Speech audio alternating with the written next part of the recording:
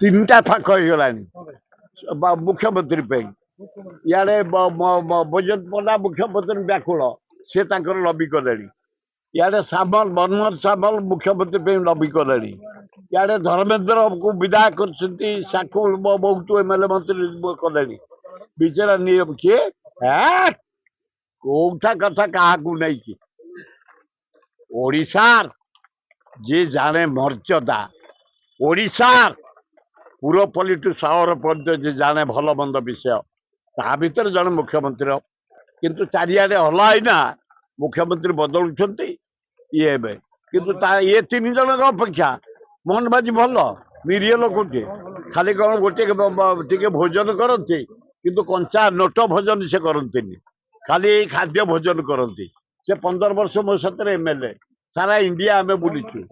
ଖାଦ୍ୟ ପ୍ରେମୀ ଲୋକ ସିଏ, କିନ୍ତୁ ନୋଟ ଖାଇବା ପ୍ରେମୀ ନୁହଁ ସେ, କିନ୍ତୁ ଭିଡକୁ ନୁହଁ। ନାଇଁ ମନ ଦୁଃଖ କାହିଁ ହବ? ଯିଏ ଆସିବ, ଆମେ ଲୋକଙ୍କ କାମ କରୁଛୁ, ଆମେ ଯିବୁ ତାଙ୍କ ପାଖକୁ କାମ ପାଇଁ, ୟାଙ୍କ ପାଖକୁ ଯାଉଛୁ କାମ ପାଇଁ।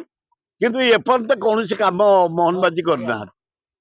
ନବୀନ ପଟ୍ଟନାୟକ କରିଥିଲେ, ଜାନକୀ ପଟ୍ଟନାୟକ କରିଥିଲେ, କିନ୍ତୁ ମୋହନ ମାଝୀ ପାଖକୁ ଗଲାଣି 4-5ଟା ଲୋକଙ୍କ କାମ ଏପର୍ଯ୍ୟନ୍ତ ଗୋଟାଏ ହେଇନି।